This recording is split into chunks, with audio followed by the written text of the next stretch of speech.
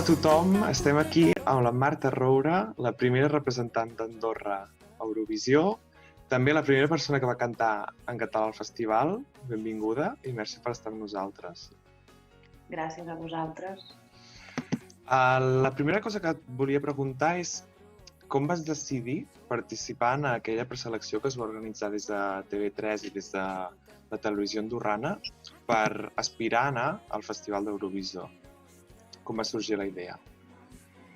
Bueno, feia ja un parell d'anys que la idea de que Andorra es presentava a Eurovisió s'anava escoltant i bueno, allò que feies broma, jo seré la cantant d'Eurovisió que anirà representant Andorra i bueno, van obrir càstings. I recordo de principi de no agafar-m'ho gaire en sèrio, però clar, anava passant els càstings. I bueno, ens vam trobar després ja amb el programa 12 punts. Jo penso que no vaig ser conscient de que realment érem dos, hi havia les vis-a-vis per un costat i després estava jo en solitari. I quan va començar a aterrar gent de Catalunya, en aquest cas la productora El Terrat, que van aterrar a Andorra i es va fer el programa 12 punts que es va emetre per les dues cadenes, tant per TV3 com per la televisió andorrana. I tu eres molt jove, no? Quina edat tenies quan va passar això? Jo tenia 22 anys quan va començar tota l'experiència i als 23 els vaig fer no sé si era el quart o el cinquè 12 punts. I tu? Recordo el 23 perquè era el del Michael Jordan, però es feia amb la conya, llavors tinc bastant clar que tenia 23 anys. Ah, va, teniu la mateixa edat? No, el número 23. Ah, vale. Ah, ok. És que d'esport no sé gaire, jo. I un cop vas guanyar els 12 punts, clar, arribar a la semifinal d'Eurovisió, com descriuries el festival des de dins? Com va ser aquella experiència? O sigui, un cop jo estic a Istanbul. Sí. Clar, ja de per si vam anar-hi 15 dies i vam anar amb la delegació andorrana, que més o menys hi havia unes 14 o 15 persones. Nosaltres hi vam anar-hi abans perquè passàvem... Clar, no vam arribar a la final, malgrat que la vam viure i vam ser-hi, però no com a Andorra, com a país, sinó com a mers espectadors. El festival, un cop arribes arribàvem a Turquia, per tant tot és nou, tot és un país meravellós, amb una cultura molt diferent, és molt bonic, Istanbul, i el festival en si que anaves assajant a l'escenari i de fet no té res a veure, penso, anar a un festival, o sigui, anar-hi tu, a el que nosaltres veiem per la televisió, que és senzillament el que tu veus per la televisió són aquelles 2 hores i mitja, 3 hores d'espectacle, que sí que van passant tots els països, no? Però pensa que durant els 15 dies, fins i tot com a promoció dels mateixos països, fan com festes, per exemple, festa d'Anglaterra. Llavors, els altres països estem convidats i és per donar a conèixer tant la cançó com l'artista i durant 15 dies vas coneixent a tota la gent que s'hi presenta i, per tant, les seves... Tu també vas conèixer artistes, no? Internacionals... Exacte. Jo vaig tindre un gran pro, que era, jo no sé parlar l'anglès. Vale. Llavors em limitava moltíssim, sempre tenia que anar amb un traductor. Llavors sí que, clar, nosaltres, els andorrans i les andorranes, sí que parlem de base 3 idiomes, però que és el català, el castellà i el francès, però tant de bo hagués parlat en aquell moment a l'anglès, perquè segurament m'hagués pogut comunicar encara molt més i hagués estat tot molt més fàcil. Que amb el francès també, Déu-n'hi-do, el que es pot comunicar, també al festival. Sí, però penso que la clau és l'anglès. És així. I ara, vist en perspectiva, després de tants d'anys, quin record tens? És un record bo, agradolç? Com ho veus? Vist en perspectiva, és un record... És una cosa que a vegades s'enfada la gent quan ho dic, però és l'anècdota de la meva vida. És aquella... És algo que explicaré. També és cert que no vaig pel carrer i vaig dient jo vaig anar a Eurovisió o quan poso el currículum, jo soc a l'Eurovisió. Clar, això no m'he vantat mai amb aquest aspecte. El que passa que sí que... Bueno, és que clar, és una gran cosa, no? T'ho poses a pensar i a més amb tot el que portava, que nosaltres portàvem la llengua del país.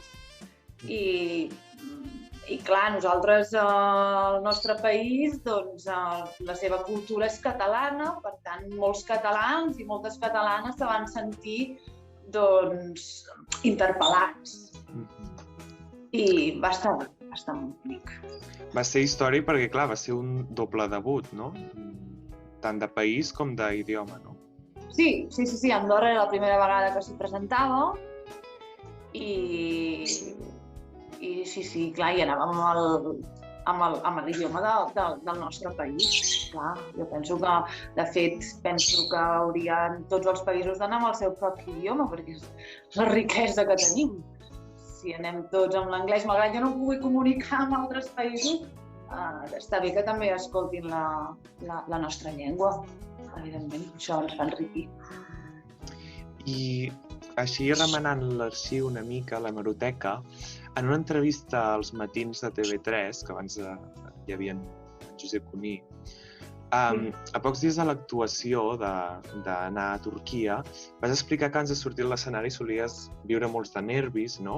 Que també t'ajudava, no, els nervis a concentrar-te, però que els passaves. I el dia de l'actuació, com vas gestionar-ho, això? Malament. Sí. Ho vaig gestionar malament. Penso que clar, és molt difícil amb 3 minuts, o sigui, 3 minuts, aquells 3 minuts t'hi jugues tot. I en qüestió de segons la pots pifiar, no? I per tant ja no vam entrar bé, ja no va estar bé i mirat també ara en perspectiva no vaig saber gaudir d'aquell moment. Estava més pendent d'altres coses, de sentir, de que la coreografia sortís bé, de que tots entréssim correctament, que potser de gaudir. Em vaig oblidar del punt segurament més important, que és el d'haver-ho passat. Ho hagués tingut que passar molt millor i vivir-ho d'aquesta manera, no amb tanta pressió, i segurament si hagués cantat de la mateixa manera que quan vaig cantar el Jugarem a estimar-nos, quan vaig saber que havia guanyat els 12 punts, que era amb emoció, segurament l'actuació també hagués estat diferent. És probable que no haguéssim passat, perquè això ja no depèn depèn de molts altres factors i que són, a més, molt comprensibles. Però sí que és cert que em va faltar aquell punt de gaudir, aquells 3 minuts. Vaig estar més pendent d'altres coses i més preocupada i quan les coses es fan bé, normalment és perquè t'agrada aquell moment com ho estàs visquent. Ja. Clar, vulguis o no, va influir una mica en el resultat final i a com va acabar anant l'actuació, no? Bueno, l'actuació en si no va estar bé. La meva valoració, per mi, en aquest cas és a nivell, és bastant negativa, perquè van haver-hi com molts factors que no van estar a favor nostre. I a més, amb l'afegit de viure una pressió que no em vaig permetre a mi mateixa de poder desconnectar i dir, bueno, són aquests 3 minuts i m'ho passo bé a l'escenari i per tant, tot hagués fluït d'una altra manera, segurament. I ara ja més parlant d'Andorra en general, creus que els microestats com Andorra o els petits països com Andorra o, per exemple, San Marino, que segueix participant, parteixen amb algun desavantatge a Eurovisió? Depèn d'on estigui situat el mapa. És senzill. O sigui, clar, nosaltres a Andorra, com a veïns, només tenim França i Espanya. Llavors, és probable que, com que tenim molta immigració de Portugal, també és probable que rasquéssim algun punt de Portugal. Però, clar, els altres països, depèn d'on estiguis ubicat, a nivell geogràfic, tenen molts altres països i, per tant, és fàcil que es votin, perquè la gent, doncs, encara que tu hagis nascut aquí, vius a l'altre costat, però votes al teu país. Tot això és una mica depèn de com estiguis posicionat a nivell geogràfic, penso. A més, s'entén, és algo comprensible. Si a mi em diguéssim de votar, o porta una supercançó, que també pot passar, o voto a França, no? Que és la meva veïna. Ja. Però clar, amb una cançó que destaqui també és una opció, no?, de superar aquesta barrera una mica. Sí, clar. Sí. Després també entra molt als gustos, no? És evident que, per exemple, l'any 2004, que va guanyar, no me'n recordo quin país era, però va estar present la imatge, bueno, doncs també va una mica en funció de la música que porta cada país. Clar, jo, per exemple, un any en què em va agradar moltíssim Eurovisió és quan va guanyar Portugal.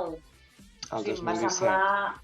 Clar, em va semblar aquell noi, a part de Portugal, penso que té molts grans artistes i té un nivell molt alt, no?, a nivell cultural, doncs sempre porta grans veus. Però aquell any que va cantar aquell noi sol, a més a dalt de l'escenari, a mi aquella cançó me va arribar i la seva manera d'expressar doncs em va arribar, em va emocionar. Sí. I creus que, per exemple, si Andorra no volgués tornar, què creus que hauria de tenir una cançó per representar realment l'esperit, l'essència d'Andorra? Això és molt complicat. És molt complicat de contestar quina és la recepta màgica, o sigui, quina és la recepta i què és el que clavarà. Jo sí que penso que hauria de ser una... No sé, és que és molt difícil. Realment no ho sé, perquè fins i tot en el Festival d'Eurovisió tant pot guanyar una balada com pot guanyar una cançó com les quines moltes vegades presenta Grècia, no?, que són més mogudes. Clar, depèn, no?, de com... No hi ha una fórmula secreta, no? Jo penso que no hi ha una fórmula secreta. La veritat és que no. És evident que si ens presentem com els darrers anys que s'ha presentat a Espanya, és probable que no guanyéssim res, no? Perquè també hi ha com un fil molt prim, no? Sí. I Susan Georgi, també representant d'Andorra, algun cop ha donat alguna informació als mitjans dient que hi havia la possibilitat que d'aquí pocs anys o poc temps Andorra tornés, que havia aconseguit un sponsor desconegut. No sé si n'estàs assabentada.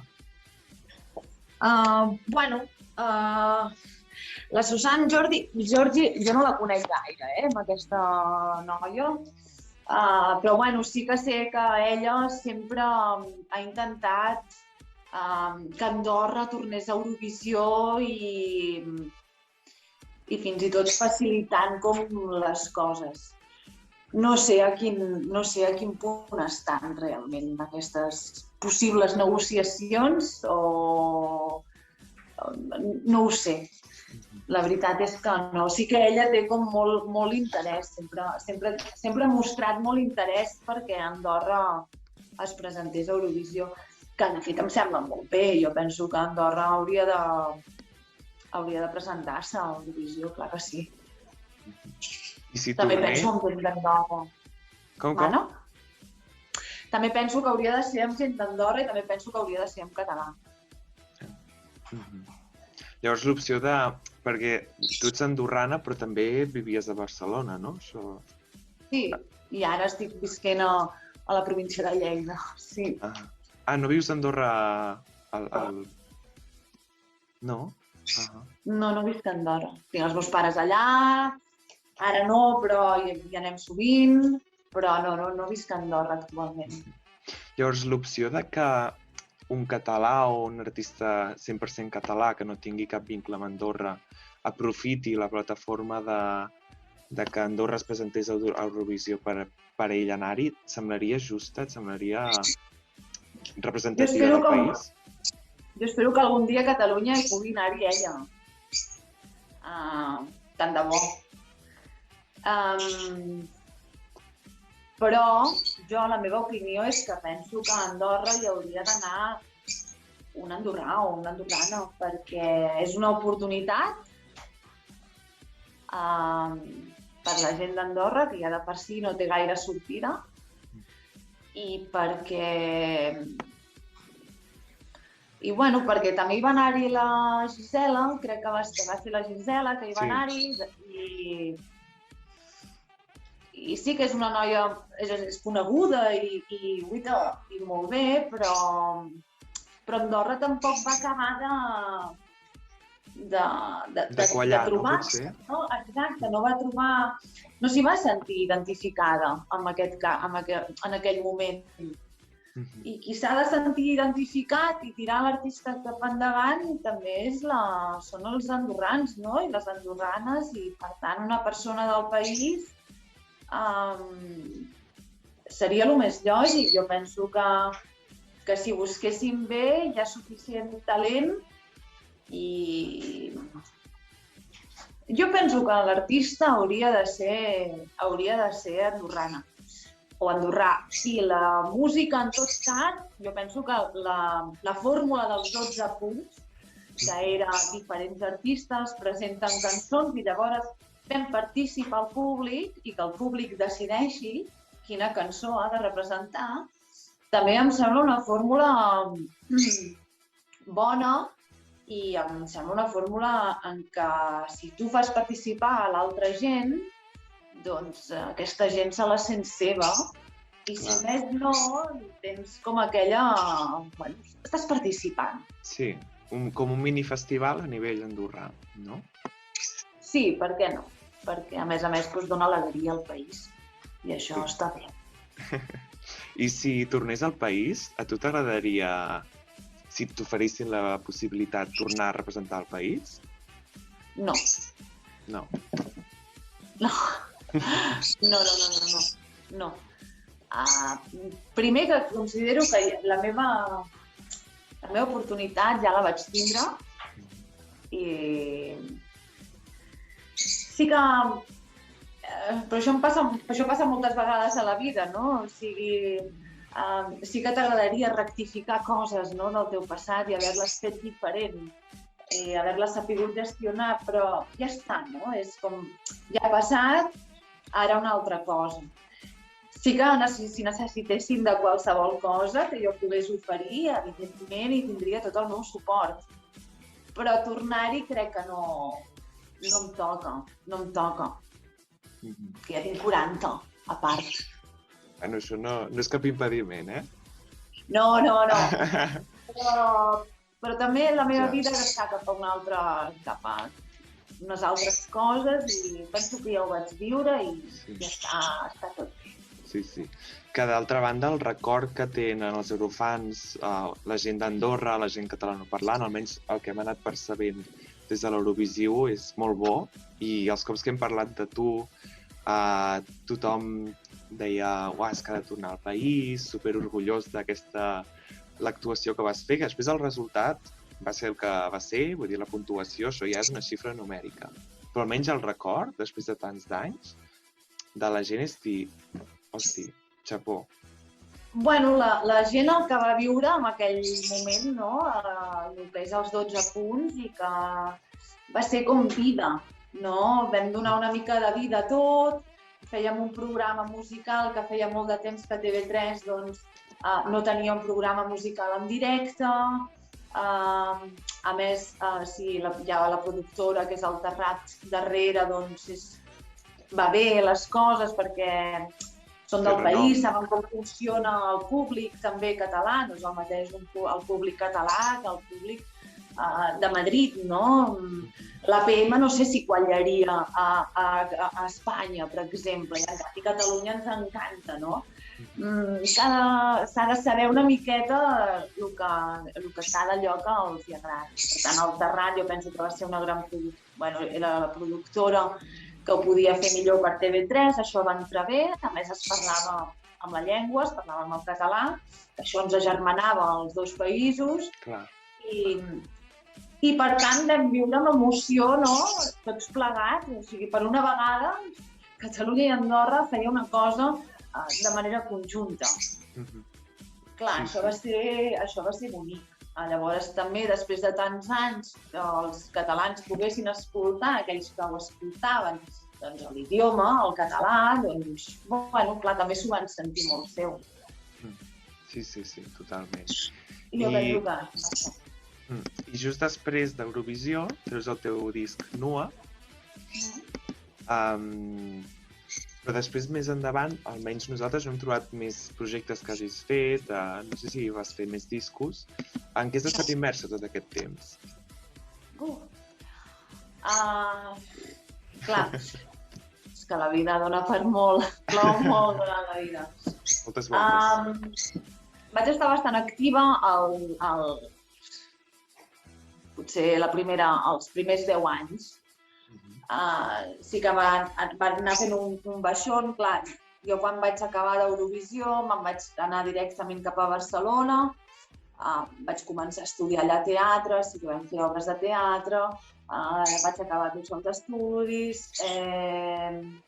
i bueno, allà anaven sortint coses de programes de televisió, de col·laboracions i anaves fent cosetes, però la vida et va portant cap a altres aigües i bueno, ara no faig res a nivell artístic, estic en un bufet d'advocats treballant i per tant sí que l'any passat, a més, teníem que anar-hi per Pasqua, o sigui, ara aviat farà un any, teníem que anar a Madrid amb el festival que feien just abans a la pre-party, no?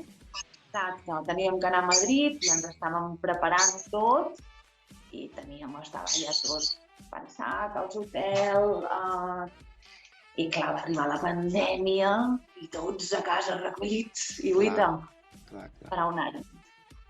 Llavors sí que, bueno, fas coses molt puntuals, a més me les miro molt amb lupa, m'ha de vindre molt de gust. A Madrid em venia molt de gust, a més anar a cantar en català i em venia molt de gust. Llavors faig coses que em venen de gust i ja està. I ara tens 2 fills, si no m'equivoco, un de 19 anys, un de 5, més o menys. El Julen, que té 19 anys i ja està a la universitat. I, bueno, ara no, torna a començar el dia 1 de març, perquè ara és tot una locura, el de les universitats, i el petit, l'Ixent, que té 4 anys. I com en el petit com li expliques que vas anar al festival tan famós? Explicat. No li has explicat? No, pobra criatura, està petit. No entendria res. No, el que sí que un dia li vaig posar un vídeo Sí. i ella llavors va flipar, no? Hosti, la mama, no? Que està per allà cantant. Però, clar, com que també estic sempre cantant per aquí a casa, tampoc va trobar, doncs mira, la mama surt a la tele, bueno, mama, ara grava'm a mi, que jo també sortiré per la tele, i clar, ho vivim d'aquesta manera. Però és molt petit perquè no sabem ni, no sap, pobret, ni el que és Eurovisió, ni... Ja tindrà temps, ja tindrà temps. Sí, sí. I vés a saber si serà artista també, perquè a la vostra família la música corre per la sang. Sí, una mica de vena sí que té. Al igual que el Julen, per exemple, clar que no, que ell li agraden altres coses, però bueno, clar, el petit, pues, el que ell vulgui al final. Nosaltres ja el portem amb música, per si acas. Vale. I això és tot. Moltes gràcies, Marta. Gràcies a tu.